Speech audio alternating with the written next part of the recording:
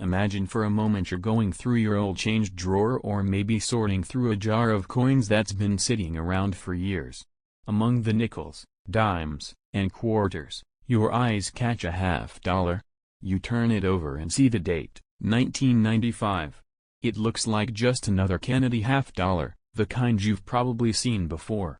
But here's the catch, not all 1995 Kennedy $50s are created equal.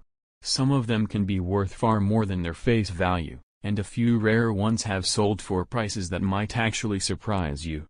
If you're holding one of these coins right now, it could turn the tables for you, so stick with me until the end where I'll reveal how much these coins can go for and how you can actually sell them. The Kennedy $50 series began in 1964 to honor President John F. Kennedy after his assassination, and ever since, it has been a staple of American coinage.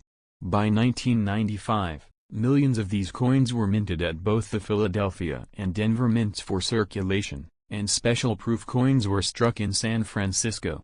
Now, because they were produced in large numbers, most of them still only trade for face value. If you've got an average, circulated example from your pocket change, chances are it's worth 50 cents. But that's not the whole story, because condition, mint mark, and unique errors can push the value much higher.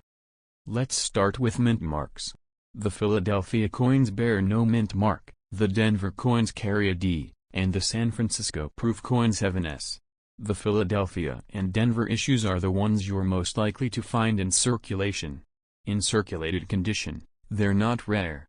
But if you happen to come across one in mint state condition, meaning no scratches, no heavy marks, and full luster, the value can jump. Collectors are always willing to pay more for coins that look like they just rolled off the press. On platforms like eBay, MS65 and higher graded examples have been seen selling anywhere from $20 up into the hundreds depending on eye appeal and rarity of the grade. The San Francisco proof coins from 1995 are another story. These coins weren't made for circulation, they were made for collectors and sold in special sets. They have a mirror-like finish that makes them stand out immediately if you ever see one. Most proof coins are fairly common and may bring just a few dollars, but if you find a 1995 proof in perfect PR70 condition, it's an entirely different game.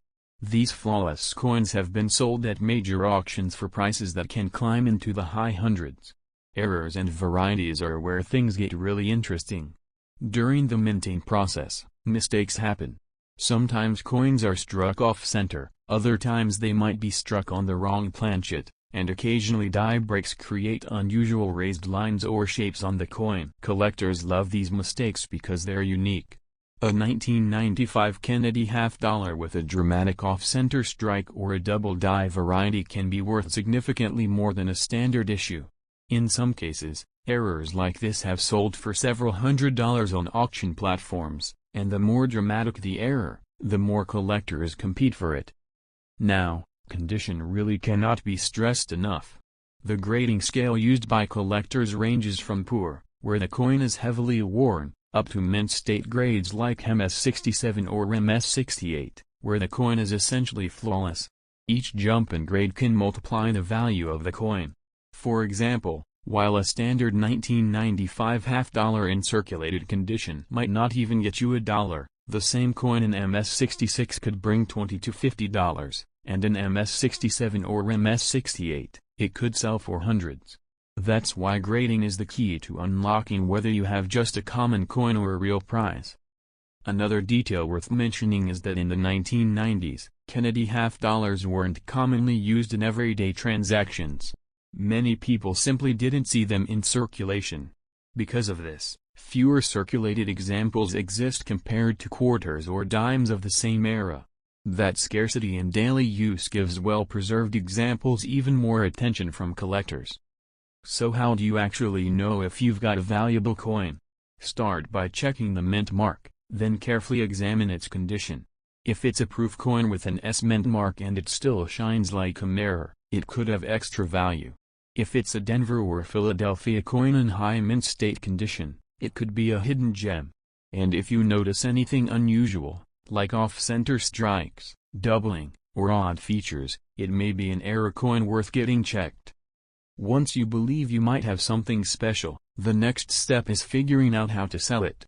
Many collectors turn to platforms like eBay, where the audience is huge and you can see real-time prices of what similar coins have actually sold for.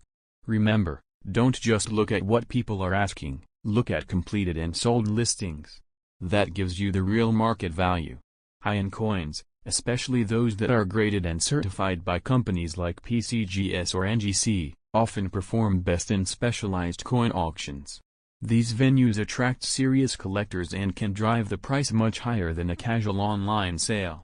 When you're ready to list a coin, photos are everything.